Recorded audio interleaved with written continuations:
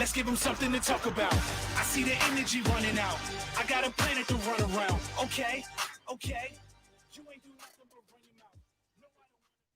your mouth. Good morning. Morning, Jason. Thanks for joining us. Thanks for having me. Yeah, this is a good one because it's a nutrition podcast. We'll bring Gwen on in a second. She's sitting there impatiently trying to figure out if she's done all the right things. You're good. We like to make them sweat a little bit. Technology can be a hurdle.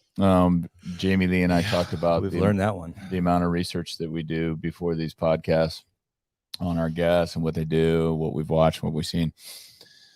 We're not Rhonda Patrick, Huberman, or Peter Adia.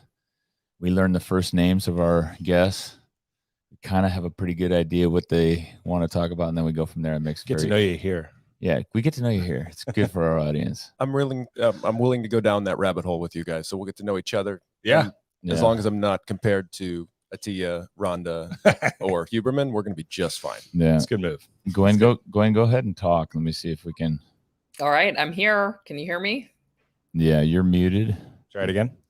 Oh. No, there we go. Don't mute. Okay. Don't touch anything. You're solid. No, you're not solid yet, but no? Yeah. Why don't you talk a little bit, Gwen? Tell us what. All right. Yeah, a little more. Like I have my fancy microphone. Let me know if it's working. Okay, but just make sure you're closer to it. I'm gonna turn it on. Okay. Yeah, is that better? Yeah, either you get move closer, move your microphone closer to you. Yeah, because when there's distance between you and the mic, so if you hear back here, it just doesn't sound as good, and so then we have to turn it up, and then it kind of sounds funky. Well, I don't want that. Oh, there we go. That's way better. Okay, awesome. All right, good. So for our audience, Bruce, thanks for joining us this morning. We'll get a few listeners that'll pop in and out this morning, and then we get the biggest amount of our views afterwards. People watch it afterwards. They listen to the podcast. We put it up on Apple and Spotify so people can watch it. But this is a nutrition episode, which I'm kind of excited to talk about. I'm somewhat passionate about the subject, but I'm not necessarily eager to tackle it myself. The whole idea of nutrition. It's hard. Yes, it's very hard. And so we have two people from Diablo that are essentially way more experienced way more knowledgeable, and then also way more experienced at working with clients to help them tackle their nutrition challenges that they have. And one is Jason Dehler, and Jason's director of product at Stronger You. And Stronger You's an interesting company. They were kind of a pain in my ass early on. Good start. It was like 2016, 17. That's right. 18 time frame. Yeah. 2015, Mike Yeah. Dola, original founder of Stronger You. Yep. Yeah, and it took off. It's one of I don't know if it's one of the first, but it's certainly within the CrossFit world one of the biggest online nutrition coaching programs out there. And it caught like wildfire within our gym, and everybody was telling me, "Hey, we do Stronger You, do Stronger You." Meanwhile, I had a nutrition coach or two that were trying to make a living. And Stronger You was killing it, and they created a Facebook group that grew wildly fast and became a very supportive environment to make changes. And then on top of it, to make it more annoying, so I had all my members doing this, and they weren't using our nutrition coach. I couldn't figure out why, and I didn't have a very good perspective. Then I'm way more enlightened now. Mm-hmm. But it was kind of a learning experience for me as an affiliate owner, and that's kind of what I want to share today and talk to everybody about today. Because Gwen Holtan is also a member, a friend, an athlete, and a nutrition coach who does outsource, who provides nutrition coaching for her clients. Some of them here and some of them in Chicago, and she does it remotely as well. But I had my own kind of epiphany about all of this. Mostly when I was in the car, trapped in a car, coming back from a Spartan race with someone who is a Stronger You client. And she's, I'll tell her name's Carolyn Saputo, and she's very blunt, very direct. Everybody knows her. Carolyn is very, very direct. And she had dramatic changes. But there had a number of people that had really dramatic changes in their lives, where they lost, over 100 pounds. You remember David, what's his last name? I can't remember. Anyway, former football player, and then came into the program. He had big changes, but a bunch of them did. We had one that I worked in tandem with that lost 150 pounds. Yeah, wow. Yeah. It really was remarkable, and I was struggling to understand why this was happening. So then I thought, well, it's the macros. They're doing macros, and that's why. And then I realized that it's a lot more than that, and that's kind of what I want to talk about today. And then why specifically that I think affiliates should outsource I personally feel that affiliates should outsource their nutrition, or at least have that option available. We could Diablo. Let me just give everybody a real quick picture. We have a cool relationship with Jason Falcon at Falcon Nutrition, and he's former Stronger You coach. And we've sent clients there. That's our primary. If you go to our website, that's the primary thing that pops up. We also have 2 in-house coaches now that are precision nutrition coaches, Corey Mendoza and Austin Brown, and both of them went through the program, and they each have a few clients, and they're going through that process, kind of a learning process with their clients. They both clearly understand nutrition, and they have struggled with it themselves in the past, which makes them great nutrition coaches because they can relate, right? Yes. And I allow them to do that. And we can get into a little bit later. I want to get into like how we price and how we do all that because it's important. But most importantly is that my big epiphany was realizing that if clients have a nutrition challenge in their life, and by that I mean they want to lose weight, or even they want to gain weight for competition, get stronger for competition, they need a nutrition coach. If they have success with whatever they're doing, they will associate a lot of that success with being at Diablo CrossFit and within our community. And especially if there's others that are joining them in that journey. And then other people that they see outside their life. So if Jamie says, he's got someone that he's working with that was getting coached through Stronger You, lost 150 pounds. When people see that person, they think, and her friends, family, everybody else, what do you do? Well, I got nutrition coaching and I go to Diablo CrossFit. Yep. And the healthier and more weight a client loses, the more likely they are to keep coming here. So it's a win-win for an affiliate owner for their clients to have success and success with nutrition coaching. Anyway, I'm doing the majority of the talking. I apologize. No, you set up a whole bunch of threads that'll be really fun to pull during this podcast. So there's the business of nutrition, there's the relationship component of nutrition, and there's how do you fit it into extending value as an owner. And this is a topic we talk about all the time. So I'm excited. How big is Stronger You in terms of, say, total clients served? Would you guesstimate how many total clients has Stronger You served over the 10 years that it's been around? Yeah, it's a great question. So maybe what I'll do you mind if I do a quick parachute in like 3 seconds on who I am, and I'll get right into that? Oh yeah, why don't you tell people who you are? Yeah. Other than a member of Diablo. I am a proud member of Diablo, and I'll spare the kissing both your asses for creating a great community. Don't do that. But know that it's a great place. And I recently moved to the Bay Area from Minneapolis, and Diablo has become kind of the main source of community for me. And it was the only Christmas party that I went to this year was the Diablo CrossFit awesome. Christmas party. It's a good one. December 16th, by the way, for our member base. There you go. Quick plug. Every time I get a chance to talk about Stronger You or introduce myself, I always start by introducing myself as my mom is a costume designer and my dad is an accountant. So I'm somewhere in between creativity and business. And that's also my approach to nutrition. Thank goodness we have Gwen here to talk about if we get into anything related to the science of nutrition, because that is far outside of where I'm useful.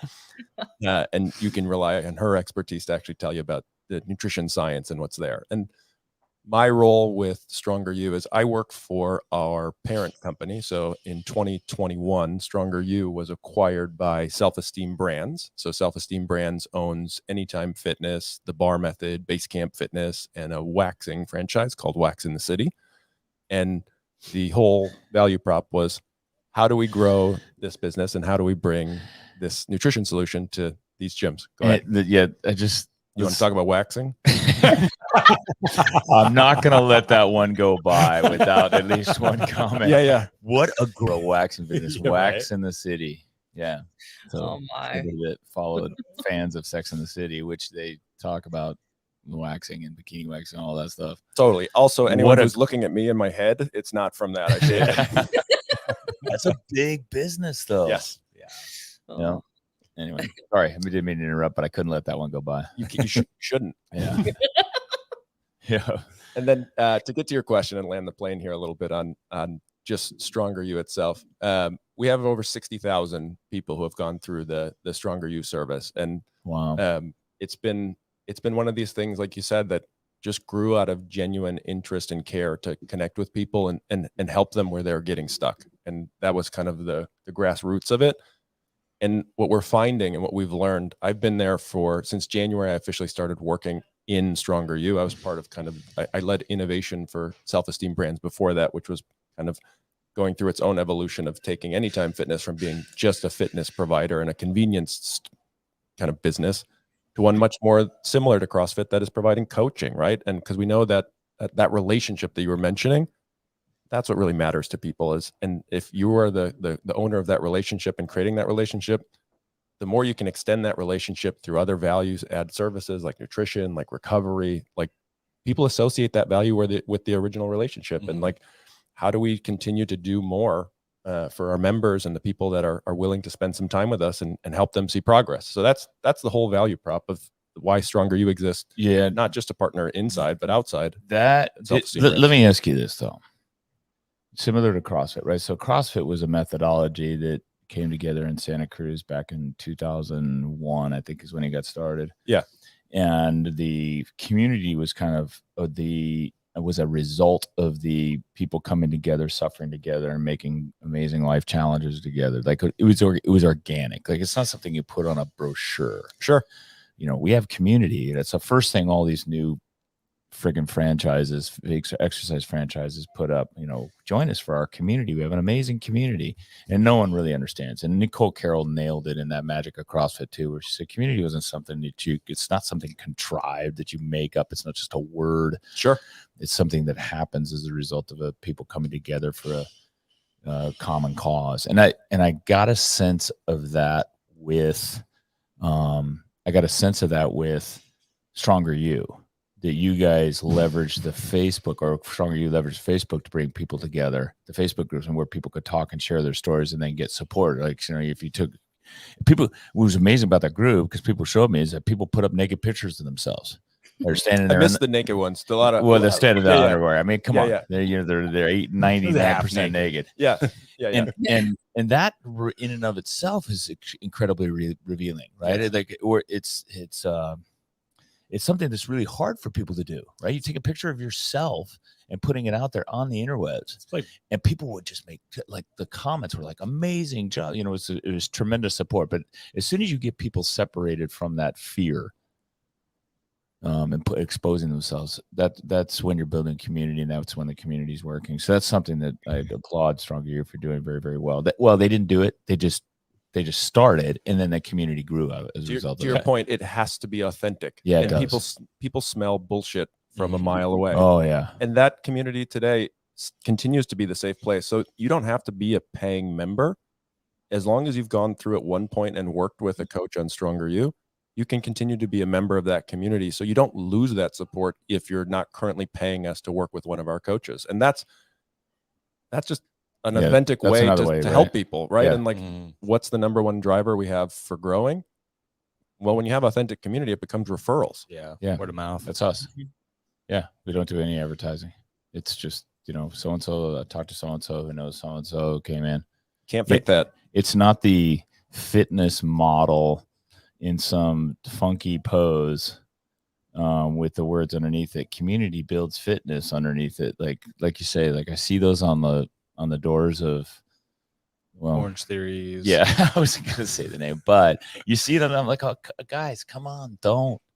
Let it be the byproduct. I like of what you're doing in the gym. People can smell the bullshit. Like I look at that and just go, yeah, everybody else, if I can look at that and say that's bullshit, like, you know, that person is not working out. Anyway, so Gwen, that brings us to you. So Gwen's speaking of authentic, because she comes into the gym and works out, trains very hard, and is, always learning. She when she's got a skill set that she wants to overcome, she'll hire a coach and gets personal training that way. And it actually, she was here for a while at the gym before I even realized she was a nutrition coach. So unless she was running around kind of whispering to my members and telling my members, "Hey, I'm a nutrition coach," No. she's kind of approached. She's No. kind of approached her very humbly, right? I think she's the one that will come in, do the work, and then people will ask her the authentic way, and she builds her clientele that way.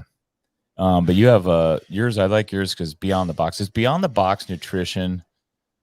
Gwen, does that name come from the CrossFit box world? Is that what that is? That is a great question. That is one of the meanings. Okay. So Beyond the Box means beyond the CrossFit box, first and foremost. Then it's think beyond packaged foods that are in boxes. And also just thinking instead of outside the box, which is what you'll commonly hear, is, think outside of the box of the framework of dieting or weight loss that you typically think of. Yep. And you've got to try something new. If what you've been doing hasn't worked, we've got to figure out what that new approach is. So and then our tagline is go beyond dieting, because a lot of people just try to focus on weight loss, and they don't think about how their body is moving, and how healthy they are, which are two other aspects of what I would hope people want to change when they are looking at their diet and what they're eating. Is Beyond the Box a bigger organization? How many people are Beyond the Box? Is it a group of coaches? Is it a massive company? It is a group of 4 coaches. I have a business partner, Sheena Larick. She was an Olympic softball player for Team Canada. Wow. In 2004 and 2008. She was the general manager at the CrossFit gym that I went to in Chicago. Windy City? Windy City, yeah. Oh, okay. Yeah. Great gym in Chicago, by the way. Yeah, that's where I got started. And it was a fantastic place to train. And Sheena was just kind of burnt out showing up at 4:30 in the morning and being the general manager. And she had already had her functional diagnostic nutrition certification because she had personally had some hormonal issues that occurred and weight gain after she stopped training for the Olympics. And when she retired. So I was going to do this whole thing on my own. And then it just ended up being the right timing, and asked her if she wanted to go into business together. So she just had her second child. So right now she's on maternity leave. She has just a few clients, maybe like 8 to 10. And then we have 2 CrossFit coaches at different boxes in Chicago who are part-time nutrition coaches. So there are 4 of us. How many clients can you personally handle effectively? That's a great question. How needy are they? I would say variables to that. No, I mean, just give me a number. I want to know how many clients. 30 is pretty much max. Yeah. And I start to notice things like if I feel I'm not giving somebody my best, like or I'm overwhelmed, not sleeping great. I'm like, okay, let's look at your client load. That's the first thing. Right. So typically about 30 clients. Is that the same for you, Jason, for a coach at Stronger You? There's a spectrum. So I think we're all on a spectrum. Yeah. It depends on how far on the spectrum the client is. That's one. Maybe how many. There you go. Yeah. That is one It's a big variable. No, but we want to talk about that, by the way. That's one of our subjects. Awesome. But I think there's a range in terms of it comes down to expectations and what people are willing to pay for too. And so we have a couple different models. If you have a registered dietitian and you're working with insurance and reimbursement, there's certain requirements that you have to meet in terms of FaceTime and things like that. If you're working just kind of general tips and tricks, you can higher load. So we see a range. So coaches have up to 300 clients and as little as 30 or 40. It depends on their model. Mm-hmm. And I guess related to that is, Gwen, is when you're at 30 clients, are they all remote? They're all remote. I do everything via phone or Zoom. Some clients like to do Zoom. So I have about 3 right now who do Zoom sessions. If I'm a client of yours, how often am I talking to you on Zoom? Initially, it's going to be every week, and then Initially, for how long? 30 minutes. Okay. No, I mean, how long? Like 6 weeks? I'm on the phone with you. It really depends. Depends how the client is doing. Do they need additional support? There are so many different factors that play into it. Are we looking at lab work? What other factors are going on? Are they stressed out? Are they really busy? And then we can taper down to every other week. And then I do have a couple of clients who are just on a maintenance of like once a month. And I think it's really important for the client to make the decision, and I can do that with them, but when it's time to go. And that's something to be celebrated.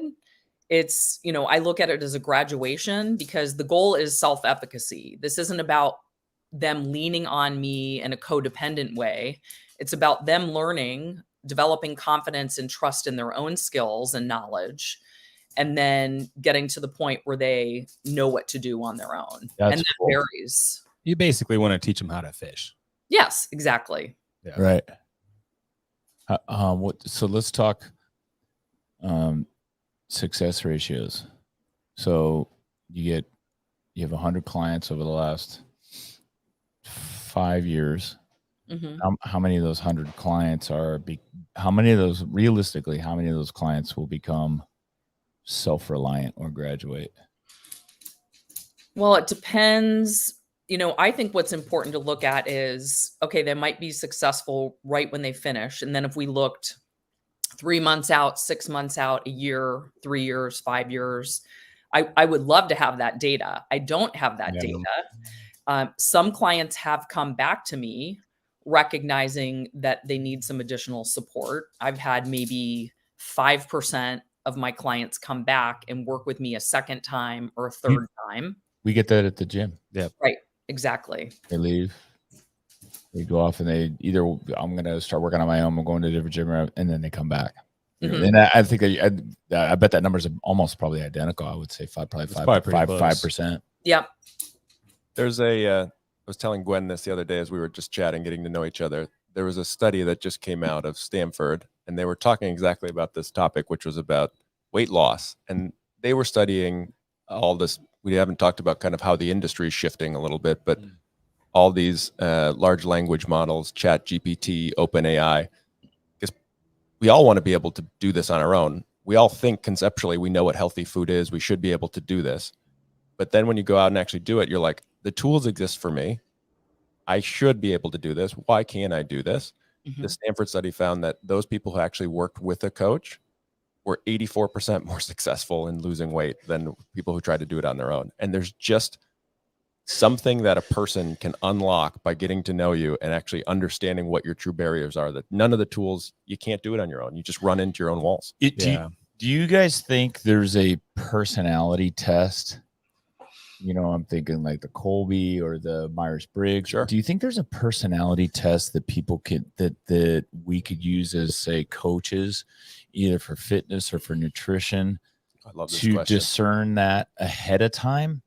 Because it really comes down to, what type of individual they are, that, ADD, are they more impulsive than more, it's structured, statistical.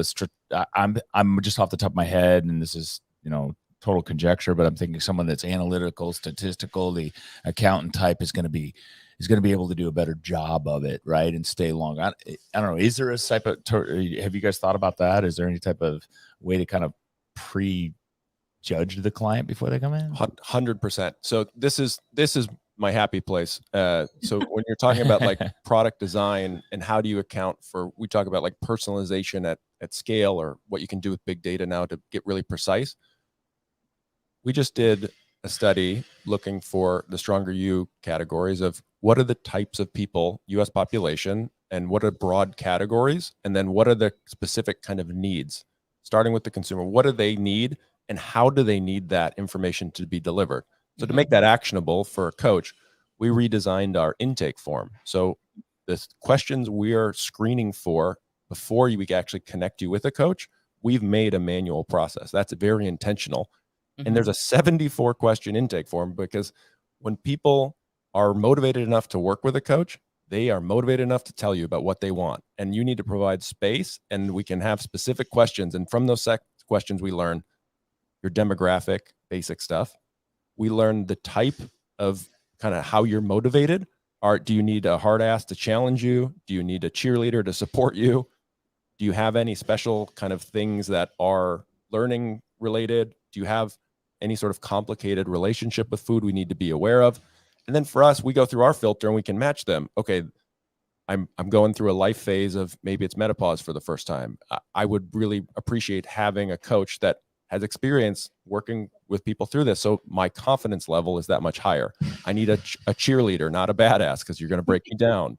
These are all the things that you can screen for. And if by doing that, even if the coach doesn't fit their vision of what they look like, addressing that the coach has experience with their issues makes a world of difference. That's interesting. Gwen, do you have some sort of protocols or some sort of questionnaire that you have your clients fill out before they get on board to help you understand what type of person they might be? Yes, I have an intake form. It's not as extensive as the 74 question Stronger You. It sounds crazy, right? Yeah. But No, but you know what? I think data. this idea, this is a great role for AI, I think. Yeah. Is that it's a hybrid model. And if we can use AI or quizzes that look at personality type or communication styles and the way people respond, right? I mean, you do this in corporate America, right? You take all of this DISC profile, the Myers-Briggs, the Strength Finder, and if there's some way to profile in a positive way how somebody is likely to respond, then great, you're ahead of the game. Yeah. But kind of back to the AI, I think it just makes me, I can't believe that that's even thought of as a possibility all on its own. I pictured walking into a CrossFit gym without any humans there, walking into Diablo and not seeing anyone, and just like clicking, going to Chat GPT and saying, okay, here's my Whoop scores. Tell me what I should do today to work out, and not seeing another human. That sounds awful to me. So I would agree. So just let me give you the crude version of that, because we did do that when we first opened here in this location, 2009. It was big, but we didn't have a lot of money, and we didn't hire a front desk staff. And we had this lobby area. And so what we did, we put computers up there, and then there's a big sign on the board. And I still I keep looking for that. I know I have a picture of that sign somewhere. It was great because it was basically, hey, welcome to Diablo. We're not here because we're out on the floor coaching our clients, helping them get healthy. Fill out the waiver and sign in here. You're completely on your own. If you need help, email us. Yeah. And I remember we got a complaint about it. It was like Yelp review or something like that. And then I got another guy that took it and he posted it within his company. He's like, this is how we need to do this. This is like, it encourages self-reliance. Yeah. My business partner at the time, Rob Barnum, who's a movie producer now, we had 3 original business partners at Diablo, but he said, look, if they can't figure it out and do it on their own and get through the steps on their own and ask all the questions, figure it out, do we really want them as customers? And it was really interesting. It's because it was a natural filter, right? Because the type of customers we needed to thrive in the beginning were independent people. Sure.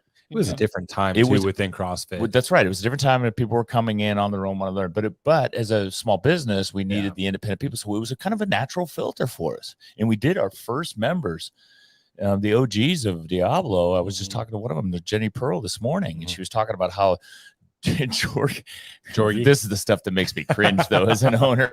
She goes, he would come in because he was a student. He said, hey, look, I've got a physics test I got to study for. Here's the workout.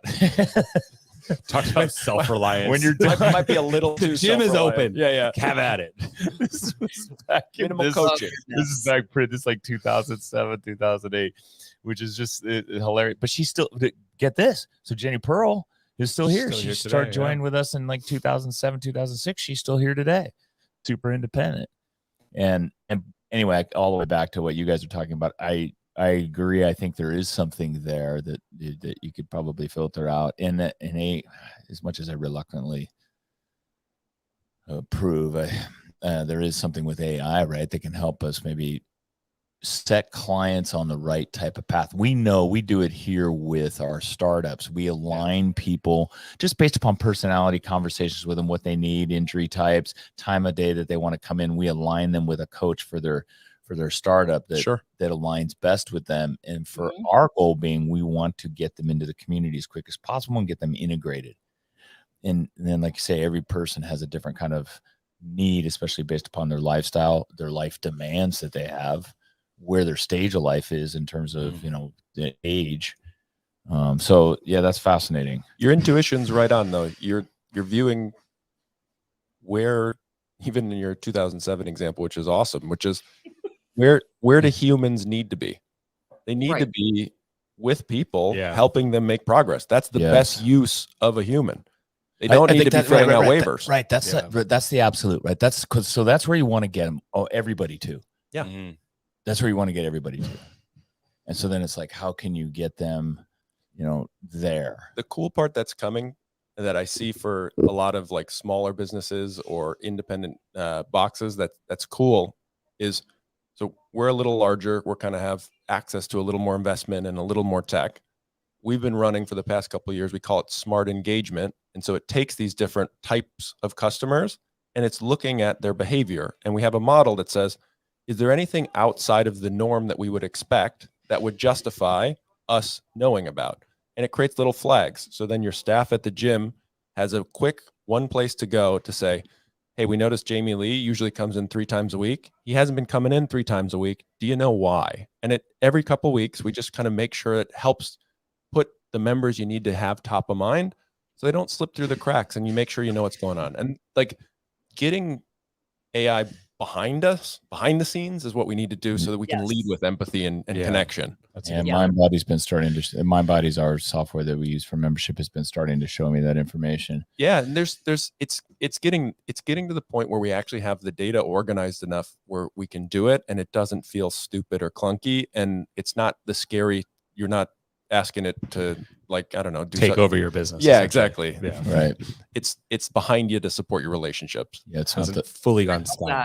No, it's not. It's the sentient being is a little bit. So Elon Musk tweeted one out yesterday of the robot that was another Boston Dynamics thing, and it was a humanoid shape. Right? Was it at the basketball game? No, no, that one I've seen that one, but this one was he was doing a cup game with it. Like he was moving the cups, and was standing there picking up the cups, and it's like freestanding.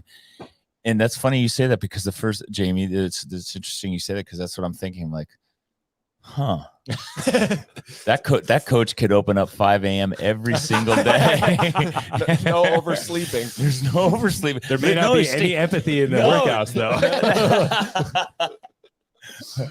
Oh, just plugged into a wall. And then just steps out of the dock, man. Hey, welcome. The gym's all set up. You know what? It would be great to have a robot set up the rowers. Oh, yeah. That's right. Just, move it around the room. Roombas aren't quite strong enough. They're not there yet. No, set up all the equipment, the coach. Like, see, we are excited about technology. All right. That's a point. That's but that's the point. It has to solve a real problem. Yeah. You can't just lead for technology's sake. And as an owner, if it helps you go deeper with the relationship, that's helpful. Mm-hmm. Changing subjects here. What do you guys do? Do Stronger You or Gwen, do you lean into any particular diet protocol? Protocol, I guess it is. So I'm thinking in my mind, I'm thinking method, whatever, macro coaching or zone paleo. There's all kinds of different variations out there. Vegan, vegetarian. Like, do you guys lean into any particular methodology? And is one better than? We can go. We don't have to touch too much time on this one, but is there a reason why, or do you prefer one, or is it just one's better than the other? Go ahead, Gwen. How about, you go, Gwen. Yeah, I mean, I try to stay away from talking about dietary protocols and recommending them, because people come to me already feeling like they have to do something, like it has to have a name. I have to do Whole30. I have to do paleo. Intermittent fasting is next, right? And it's this next diet is going to be the answer. And what I want people to realize, I want them to feel empowered and be able to decide what foods fit their lifestyle, their preferences. Do they cook? Do they not cook? Where have they hit roadblocks before? I want to focus on them eating healthier foods and nutritious foods. And, if there is a medical diagnosis that, like, they have Hashimoto's or an autoimmune disorder, then I might talk to them about, have they ever eliminated gluten or dairy, or have they tried something like that? But if there's not a medical reason or an ethical reason, I am, I'm not telling people what to eat. I do start with macros because I think it's a different construct than calories. Mm-hmm. And most people are under eating protein. And I think that's the biggest thing as far as maintaining lean muscle mass and continuing to build muscle mass. And a lot of women, I work with about 95% women, are under eating overall. So my focus tends to be on get enough protein. Are you eating enough calories? And are you strength training? And are you eating the right kinds of foods? The last thing I think is really important is that there is a component of flexible dieting, meaning that you don't have to completely eliminate. If you want to have a drink or two on the weekend, or you have, you're going out on date night, let's not eliminate those things. Let's have you figure out how to incorporate that into a healthy lifestyle. Because if I tell you not to do that, then life's going to suck. And it's about you learning how to attend social events, how to still fit a drink or some ice cream in, and eating the nutritious foods the majority of the time. That's I believe, a better approach, a more realistic approach, and a more sustainable approach for life. Yeah, we're same. Yeah. We and to Gwen's insight about giving it a name, we call energy balance is kind of where we start, making sure that you're eating for your goals and making sure you're eating enough. And then we talk about structured flexibility. So understanding as a coach, getting to know you and your preferences, and working from meeting you where you are to get where you need to go. So that's similar to the advice when people ask me. Usually what I'll tell them is eat more protein. It's the first thing I start with, which usually surprises people. Like, eat Great more. Start. Yeah, right. It's because you guys know, and then in my experience of talking to either Jason or Gwen or Jason Falcon or others, that's usually the biggest component is missing. And most nutrition experts now are even upping their guidelines now, I've seen. As a matter of fact, I'm not sure where I saw this one, but where there's Rhonda Patrick, or the ones I listen to, Rhonda Patrick, Peter Attia, and what's his name, BioLane, at BioLane, I know it's Lane Norton. They're now saying if you're exercising, a gram of protein per pound of body weight. Yep. And when I grew up back in the day, and because I grew up in bodybuilding gyms, at Gold's Gym, that stuff, it was a gram per kilogram of body weight. That's a half. Yeah, half of that. That was and then we thought that was a lot. Mm-hmm. And so now I know that people are more likely protein deficient, and I also know that if you eat more protein in your diet, your chances are you're going to eat less of other crap. Mm-hmm. Exactly. More satiated in general. Yeah, satiated in general. Do you feel like, though, that this coming to the sugar and the ultra processed foods, there is some heightened awareness now? I'm starting to see some stuff from CDC and elsewhere that ultra processed foods. There's some recent studies that have been published, I think through the National Institute of Health, NIH, showing that ultra processed foods are contributing to an increased obesity, which, you know, I say these things, you know, obviously we know these things. Yeah. At least they're now saying. They're saying it. So I'm starting to see obesity and then chronic disease as well, and including, and especially cancer. Do you feel like we're dealing with drug addictions, and that Gwen saying, let's just find a life balance, or finding a way to kind of, you know, not go elimination? Do you think you're maybe enabling? I feel like that's not something you would tell an alcoholic, and that's not something you would tell a heroin user. You would tell them, you would find a way to find a support group to keep that stuff out 100%. I've seen people go on that binge and not be able to break it. Yeah, I think it's situational, Craig. I would put it right up there with drug addiction in some cases. You know, the food scientists, there's a book called Salt, Sugar, Fat. You know, they're trying to get you to come back. Restaurants are trying to get you to come back. They're adding fat. They're adding unhealthy seed oils. You know, the goal is not for you to be healthy. The goal is to sell more product and to have you come back to the restaurant. And it's a vicious cycle, because your brain, what it's doing to your brain is it's making you want to continue to eat more. The hard part is we need food to survive. We don't need drugs or alcohol to survive. Right. And the exposure to all of these foods is everywhere. Billboards, social media. You go to someone's house, they want you to enjoy yourself. So they think they have to have like unhealthy food or high fat foods and alcohol, and that you're not going to have a good time or enjoy yourself if you eat healthy while you're there and you don't drink alcohol. So I think the stimulus is there. The environment, you know, is a difficult thing to get away from. That's one of the reasons I love CrossFit, is there's not a mirror in the place, and there's no TV screen. I don't have exposure to any of that to distract me. But we don't have that pleasure with food, right?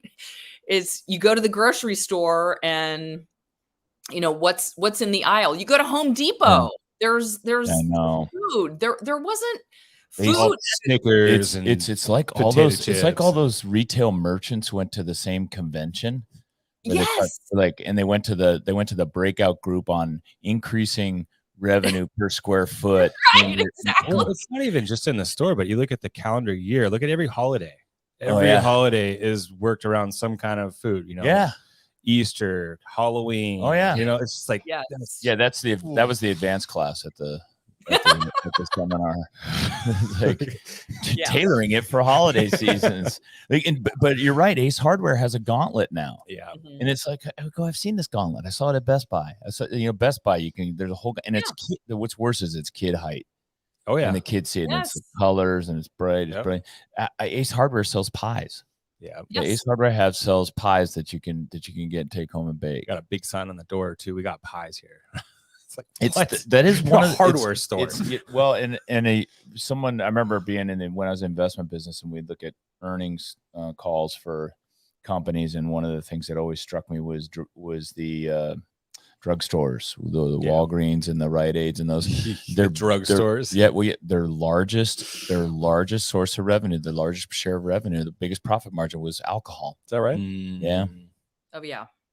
Yeah. And there's a systemic problem. And I think hopefully what people take away as you talk about nutrition and the system is it's okay to ask for help, because trying to battle this system by yourself.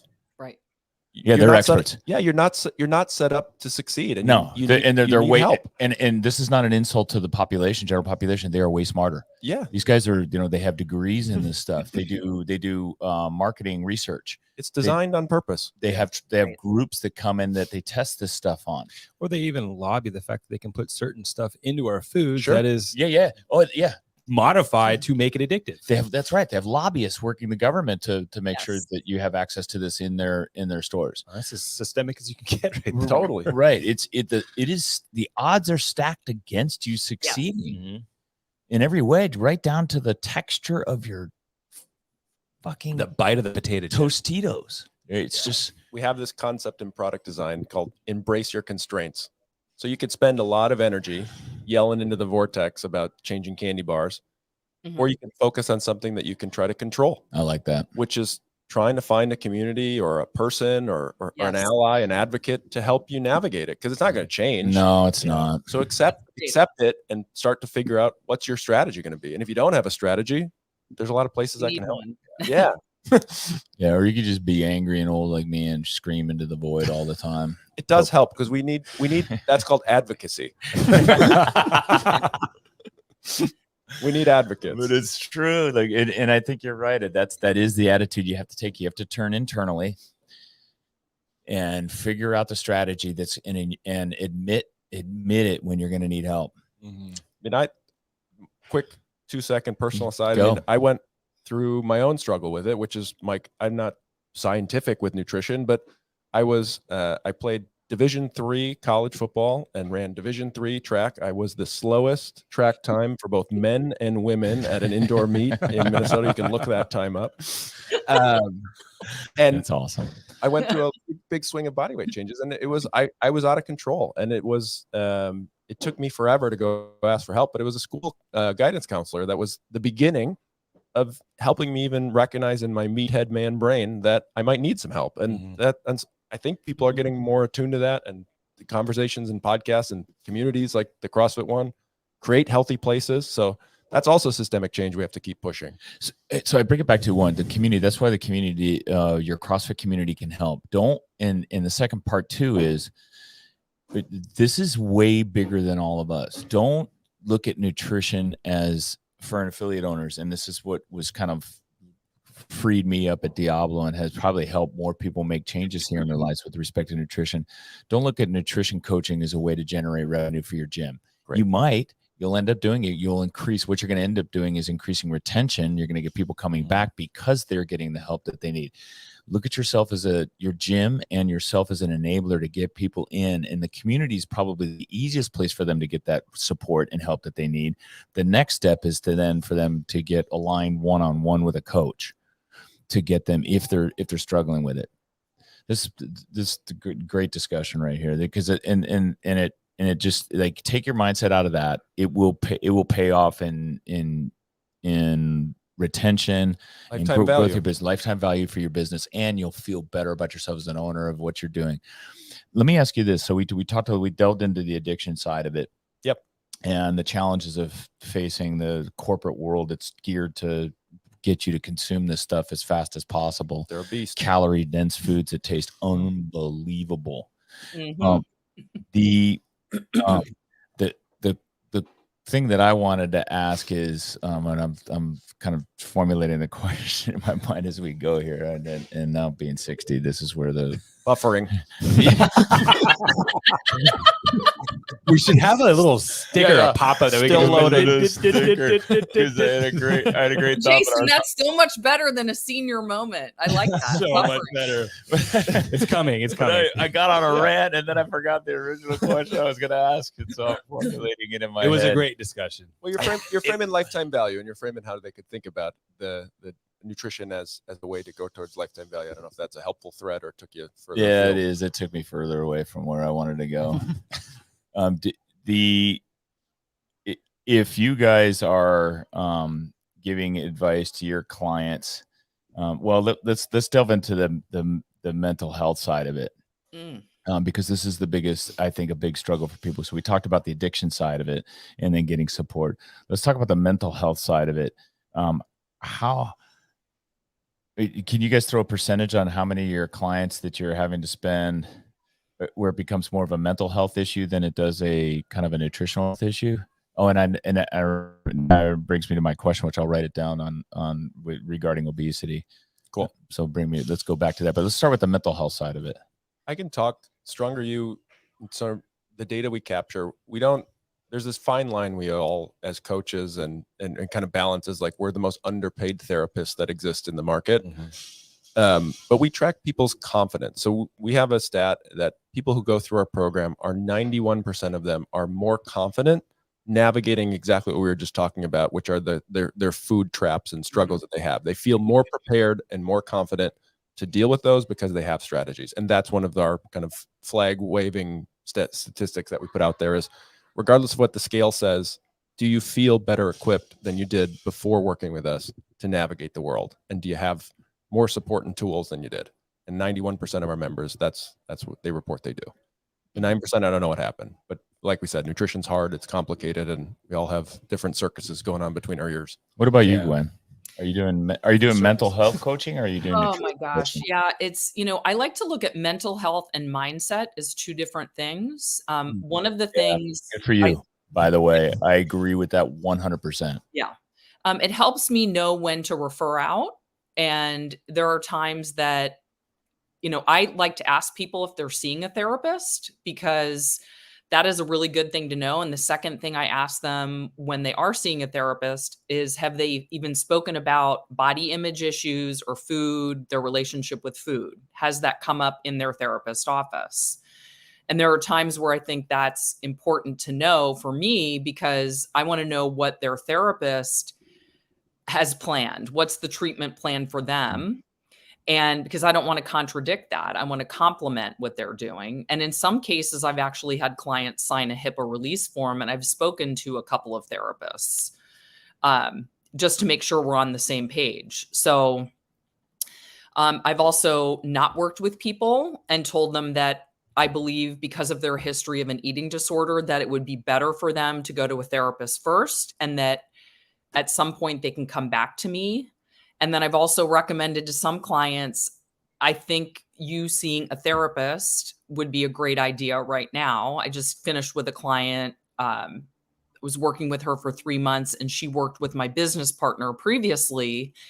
And I just think there are some underlying things from her family of origin, from her childhood, from development, food stories that are a little too deep, that is keeping her from making progress. Mm-hmm. And so it's a whole mix of what I do. I like to focus on mindset. And I think the biggest thing for people is, what thoughts and beliefs and patterns of behavior are there, and what influenced you, and what is your self-talk? Like, how are you talking to yourself when it comes to food and your body? What does that look like? Because most people are beating themselves up. They feel like they've failed. They've been on multiple diets and haven't been able to achieve weight loss. And so I like to focus on, how can you find some self-compassion and kindness? Because if you're feeling better about yourself mindset-wise, and you think you can do it, your chances of doing it are going to be much greater. So I like to just focus on reframing. So cognitive restructuring or reframing, positive self-talk, and celebrating the wins along the way. When you look at drug addiction, alcohol addiction, and the root causes of many cases of that, you start to dig into people's past and history and the traumatic experiences that they may have had within their lives through their families or elsewhere. And then you understand the addictiveness of food. You can start to understand how food addiction or food issues can be directly the result of previous life trauma. Athena Perez is well known within the CrossFit world. They did a great documentary on her about, I'd say 5-6 years ago. She's coming this weekend, by the way, because she's now coaching for CrossFit how to work with large body athletes, because it takes a special type of approach to work with larger body athletes, and they have issues that go way beyond just movement patterns. Yeah. She delved into some of those with me, but in her documentary that she did when she lost close to 200 pounds via CrossFit, she talks about her life trauma with it, and it's bad. Like, it's scary bad what she was put through by her. I think it was her stepmom. It was her stepmom. You have her coming up to talk through this? That'll be holy smokes. I mean, it's stuff you don't even want to, the forced eating. If didn't finish it, the food would sit there until it was done for days. Yeah. Oh, Jesus. The one story that really kind of made me just like realize how fortunate I am, and to give grace for who I am and what I had and how I was raised, was when she threw up in her food, and then was forced to finish that food. This is a God's honest true story. Athena Perez tells this story, and it is like I literally listening to this podcast was crying at listening to the story. Like that's just one of many that she went through, and she's battled obesity her whole life. And there are those stories out there, just as there are with drugs and alcohol. Mm-hmm. Yeah, it's part of human society, unfortunately, in the world today. Coming back to that. So we know that we delved a little bit on the mental side of this and the mental health issues. And I'm really pleased to hear both of your responses with respect to that. Like, it's like, we want to push them to therapy first, if that's deemed like, what they need first. Mm-hmm. And I think that is important. And I think for people out there like me, who've been lean and healthy and fit most of my life, and other people like me, it's important for you when you look at someone to not prejudge them. Like you can, you make assumption, well, they're overweight or they're fat, no, and they just need to help themselves. They need to eat less. No, believe me, man, when you so listen many to things, moving parts behind right, that. there's so many moving parts. There's the companies that we talked about, the corporate influence. We talked about the addictiveness, how they try to literally target people like that. That, and also how the guidelines, like, let's just the government guidelines. The government guidelines doesn't line up. No, it doesn't work. It hasn't supported. It hasn't worked. It hasn't supported the process. Yeah. So the next thing is then the next question I wanted to ask is, what about outside influences? When I look and I see people that are excessively obese, and by excessively I mean morbidly obese, I think, 200 years ago we wouldn't have that. I don't think it certainly wasn't as complex. We know that obesity was like way higher. Do you think that there are environmental issues that could be contributing? Environmental and we, this is a little bit tinfoil hat stuff, but chemical, either chemicals in the foods, air pollutants, plastics. Do you guys feel or see anything that might give any indication that could be wreaking havoc within the metabolic system of humans and causing some people more than others to store more fat than, say, you or I would, Jason, or me and Jamie Lee, or you and Gwen? So my background, again, not depth in the science of it, but from personal experience, I look at things like Dan Buettner and Blue Zones, right? He just came out with a new Netflix talking about the highest percentage of places that have centenarians. Yep.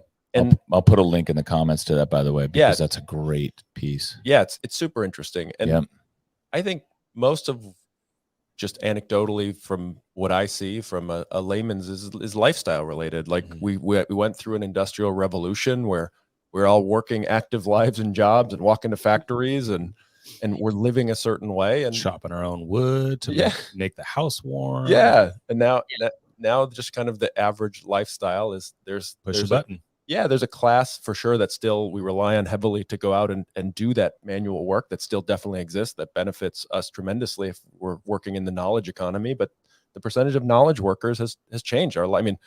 My problems I'm dealing with is like I'm stiff in my hand because I've been curled over this fucking keyboard all day, and like that can't be good. And whether that is directly related to obesity, I think lifestyle is a huge contributing factor.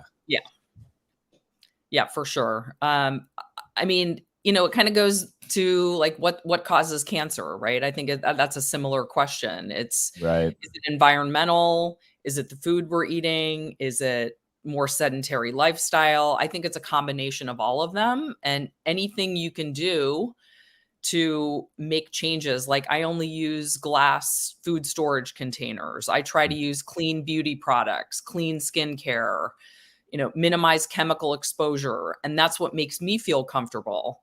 But like all of these fillers and things that go into processed foods, like I spoke to one of my mentors. I'm in this new nutrition program, and he was saying carrageenan is something that's in a lot of the nut milks, just as a stabilizer, as one example. And they've all blown up, right? People having oat milk and almond milk. And he said they used to give carrageenan to mice to exacerbate leaky gut and decrease permeability of the gut lining, which, and we're drinking those things. Oh, man. So,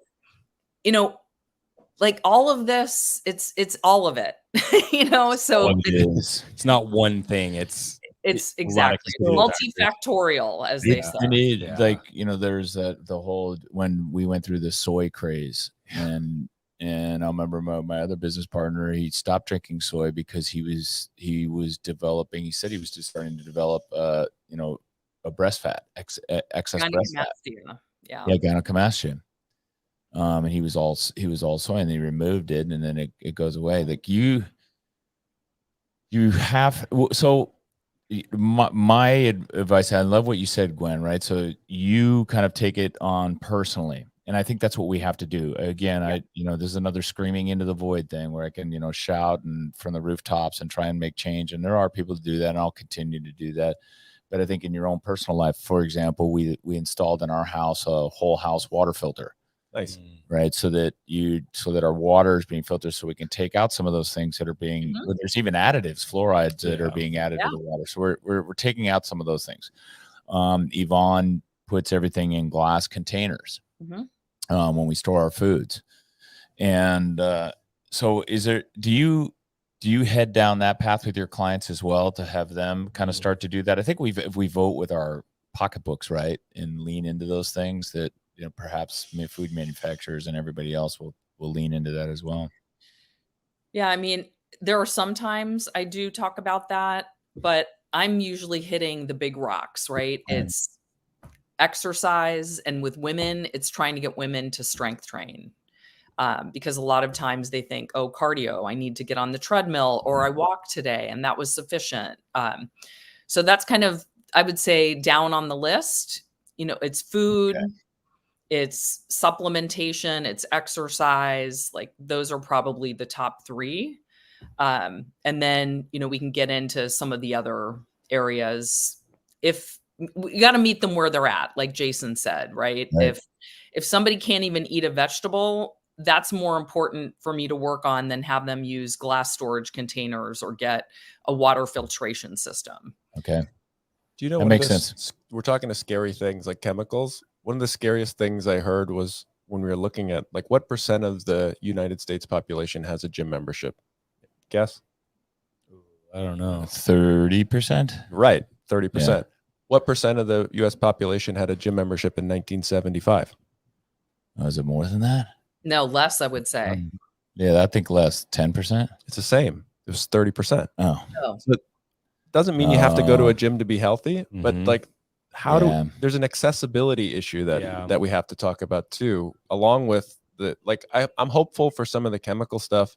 I'm an optimist. I'm hopeful that this circular economy, sustainability, there's a new angle to that there hasn't been lately that's much more popular, where there's more a reason other than getting rid of chemicals, which should be enough of a reason to use glass and recycle and reuse things, which I'm hoping continues. But there's also that angle of access where what do you do if you don't have the ability to find a way to have somebody help you get, and you are really big and you got to get out, walk more and stuff like that? How do we make gym memberships more accessible? And how do we get a greater percent of the population to the places that can help with their lifestyle? Break the sedentary cycle. Yeah. That's a scary thing for me too. How is that the same number? Yeah.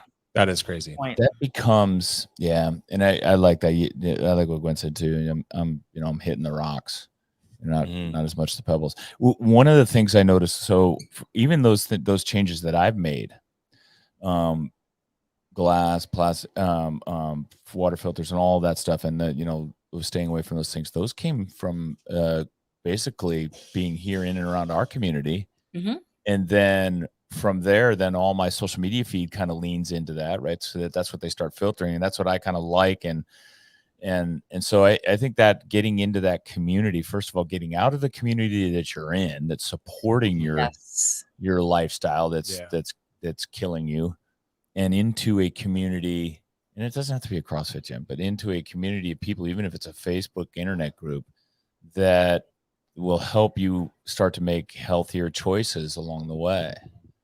That's probably the best way. That's the best way to battle all of this. I think so. You're onto something there. That's it.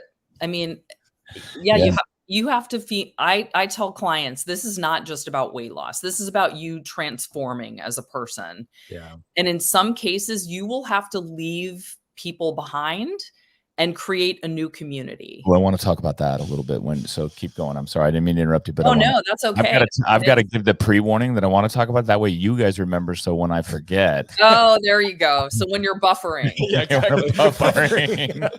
Yeah. I mean, you are going to become a new person. The good news is you don't have to be a victim and you get to decide what that looks like. But you absolutely cannot be the same person you were. I remember when I first started doing CrossFit and I was like, I will never do paleo. This is ridiculous. These people are crazy. I don't know if I'm going to keep doing this. And I was drinking, like I was dating this guy and we were finishing a bottle of wine a night. Like, I can't even believe that was me. That is insanity. And my friends would start to say, oh, you're not drinking tonight, or how are you eating now? What can you eat? They were afraid. And, some of those people I don't really hang out with anymore. And you got to find a new community. You've got to start following different people on social media, and you've got to go where you're not the outlier. You're part of that community. You got to create a new one. I got to be part of a group that went over and visited this company. I think the company's name, I want to say, is Veritas, and they have a group of a team of doctors and nurses that essentially work with people with diabetes to help get them off their drugs through nutrition coaching. And it's online nutrition coaching. You're dealing directly, and they're wearing blood glucose monitors. Cool. Mm-hmm. Yep. And then they report that, and their data is relayed into their iPad, which then they see and they manage, and they have a 65% of success ratio of getting people off of diabetes. Awesome. It's really remarkable. It's awesome. And we were all in the room, and someone said, well, what about the 35%? What happened with the 35% that failed? Now, 65% of success ratio, by the way, for everyone, is huge. Yeah. Like for a drug, it would be trumpeted, and everybody would be lining up to buy it, and the government would be mandating it, and then we'd be checking vax card. No, sorry, tinfoil hat. I went off on a tangent. But anyway, so someone asked, what about the 35%? They said, well, let me bring up the statistician guy. They brought up this old guy from Stanford University, and he was their statistician that measured all this stuff and then talked to people why they failed. And the biggest thing, one of the biggest reasons why people failed, he said, was because of the lack of support from family and friends, right down to things like my husband said that he didn't like the way men were looking at me now. Jesus. And was worried about, losing me. And so those types of things, like, it gets down to familial stuff. Mm-hmm. And do you tell that woman, well, you need to leave your husband if you're going to it becomes like that. I can't even imagine, with respect to what you guys do in nutrition coaching, finding new friends. I mean, but it is. That's like a perfect example of, like, maybe you need to go talk to a therapist and, like, work that out. Yeah, that's right. Right. Kind of going back to what Gwen was saying. Maybe your husband needs to go talk to a therapist. Maybe it needs to be couples counseling, right? Insecurity issues going on. Yeah. Well, sorry, you're now more attractive, and I resent you for it. But your friends will. When you make dramatic life changes in your health and fitness, you will make your family and friends feel uncomfortable about not you, themselves. Yeah. Yes. 100%. That's the deep insight there. Because change is hard for people, because we all say we want it till we start seeing somebody do it, and then jealousy. It's just human nature becomes jealous because if they have something you want, and that's hard. Put that added work in to meet them. It's with all change. I remember it's similar. My wife, she makes more money than I do.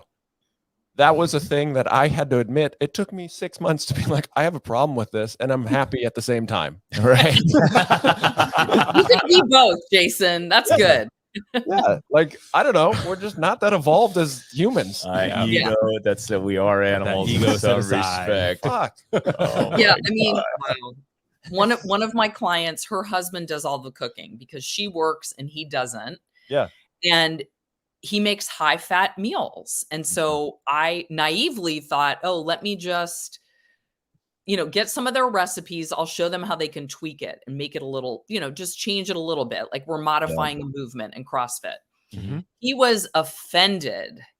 I was the bad guy. Like, I am not changing my recipes because you want to lose weight. Like, how dare you? I cook for you every night. So that's a real issue. And it's not about the food. There's other stuff there, right? I mean, like I say, that goes to couples counseling.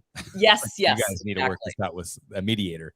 But it's also when you relate it to nutrition, when you think about this, we all have small businesses that we're trying to prioritize all the time. And you're like, what are the different problems I want to prioritize and do really well?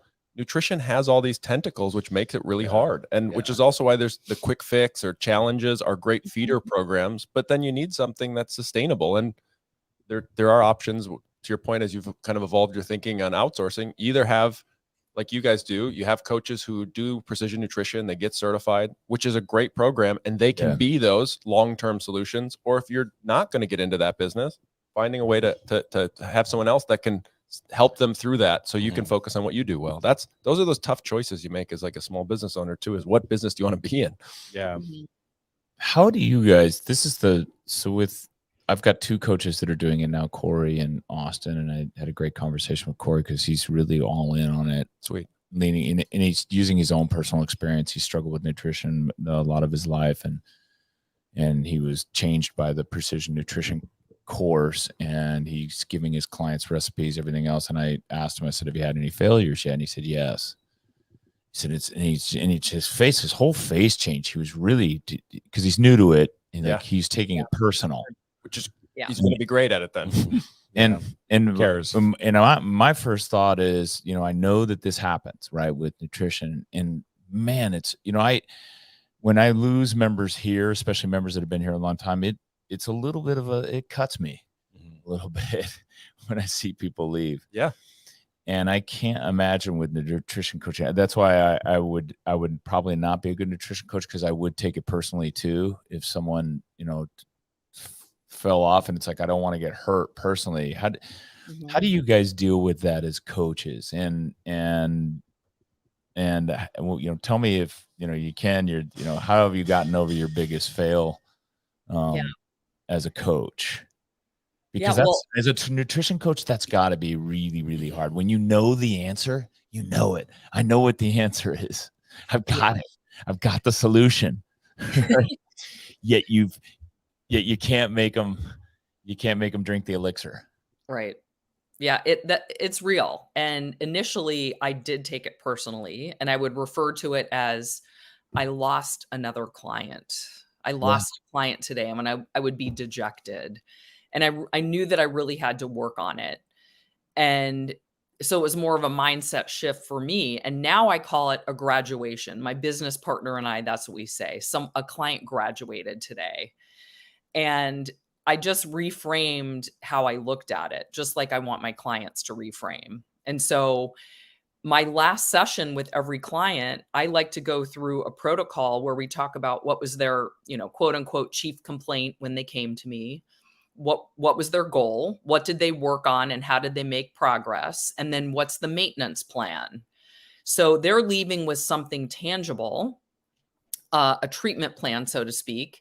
And we celebrate it. Maybe I should bring this back, but I used to send them a little like certificate, like, you graduated, just to kind of celebrate, like, it's okay that you're leaving. Let's make sure we make the most of your last session, and how can you keep going on your own? And so that's one way that I worked on it. I think the second is that, one guy that I worked with in corporate used to say, you can't save people from themselves, right? I can only tell them what I'm observing, give them the tools that I believe they need, and I won't help everybody. I mean, that's just a fact. And, I just had to work on not taking it personally. And I love that statement. You cannot save people from themselves. Right. That's right. Yeah. That's huge. It's just like the concept of, you can only walk the horse to the water. Yeah, exactly. Yeah. My role is a little different. I'm not a coach. My clients are the coaches. But I think it's true with anything, is I'm creating or designing the tools that the coaches are going to be used to deliver this thing that they didn't get into just because it's a moneymaker. They got into it because they genuinely care. Yeah. Yep. Right. And that's why they're going to be good at it. And I think to choose to work in the health and fitness space and the preventative space, like, that's what you're passionate about. That's what you care about. So I feel a similar pressure in terms of just making sure, like, we have bugs and issues all the time. I'm sure you guys, I mean, you have a pretty sophisticated podcast studio. I'm sure it wasn't always humming as smooth as it was today. As you just seen it a couple weeks ago. Yeah, 2 weeks ago. And like, it's like anything, like you got to be willing to get hurt to make progress, and you got to be willing to try. And I think, like, when you're newer at it, your skin isn't as thick, and you develop a little thicker skin, but hopefully don't lose the empathy. Yeah. I think the takeaway here for anybody that listens to this podcast, if you're thinking about nutrition coaching and you're worried about maybe the intent of the individual that is in it, I can tell you they're getting it, just as Gwen and Jason will tell you, they're getting into it because they want to help people. Yeah. They have a genuine sense. And I haven't met any nutrition coach that probably didn't lead off with that. Because it's a very, very challenging thing to do as a career. Yep. You're not just prescribing menu items. You're not just telling people eat this, don't eat that. You are working with them on a very personal level. And that can be very emotionally draining for the coach, as well as the client themselves. So that's the takeaway. Seek that help as well. One of the things I wanted to ask you about too, versus in-house versus outsourcing, is I talked about a conversation I had with Carolyn Saputo, and the conversation I had with her on the way back is, how come you don't use our coaches? This was in the car, and it was in particular thinking about you, Gwen. It was Jen Ismar, who's our coach. And I said, how come you don't use Jen Ismar for your coach? And go through Patricia. She's right here. She's right here in the gym. And she said, because I don't want to run into my coach in the fucking grocery store. Interesting. And I told that, and I was like, huh. And I told that story to my wife, and she does the shopping, and she says 100% totally get that. Yeah. She gets a bag of Tostitos for her daughter. She's like, and she runs into someone from the gym, a member from the gym. She's just mortified. Well, let me explain why this Tostitos fell off the shelf and landed in the basket. Right. Yeah, Cheetos are delicious. Yes. Which comes back to Gwen, like teaching people moderation and how to live with, how to lead a more balanced lifestyle and work these things into your diet. But that was profound.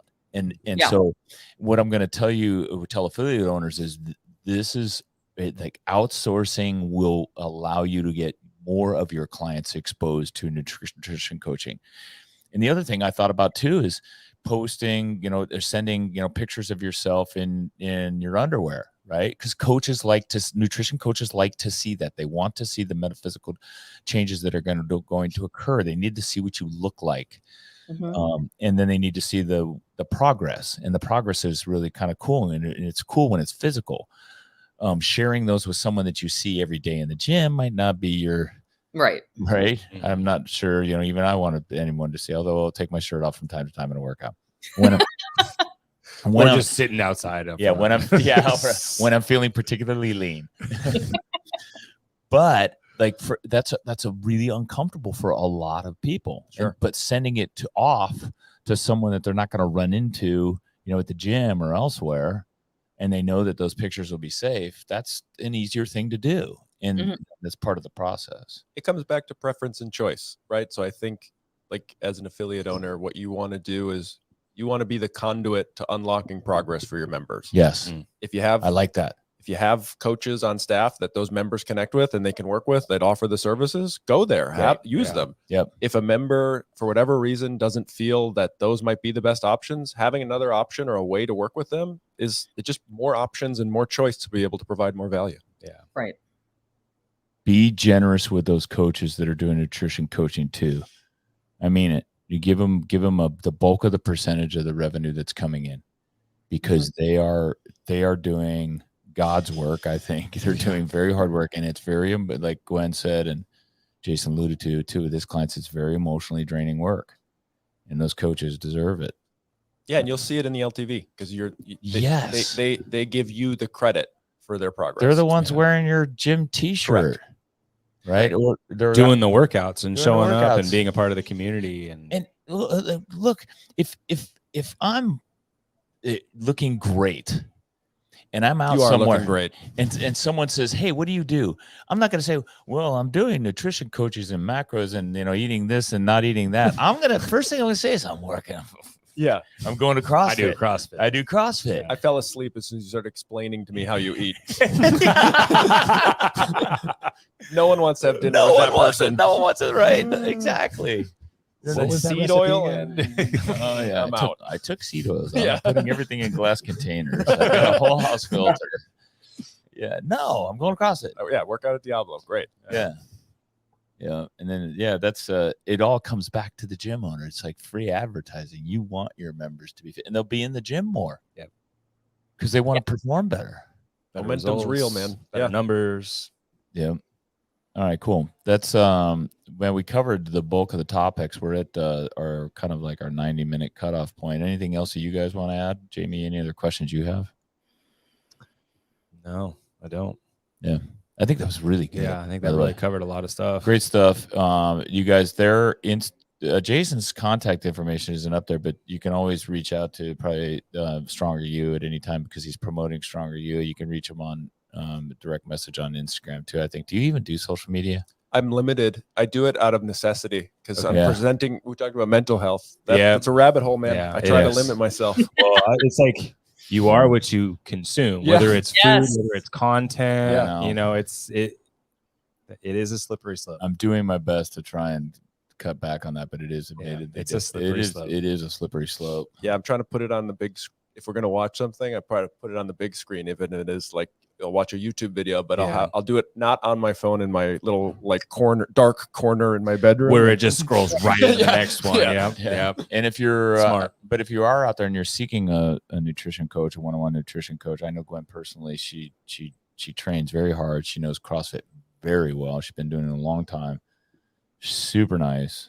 She looks great, and she's at Beyond the Box Nutrition. You can reach out to her and get to her. And if she can't take you because she's full of clients, she's got clients that she can refer you to. Mm-hmm. Thank you. Yeah. Thank you guys for having me on. And thank you both for coming on. For sure. I know you a little more. Thank you. Yeah, we'll do it. I want to make nutrition a once every few months conversation. So we'll reach out to you guys again. It'd be good to do. I want to stay in touch. There's all kinds of stuff. We didn't even get into like Wegovy and Ozempic. There's so much stuff. Ones are a big trend. Yeah.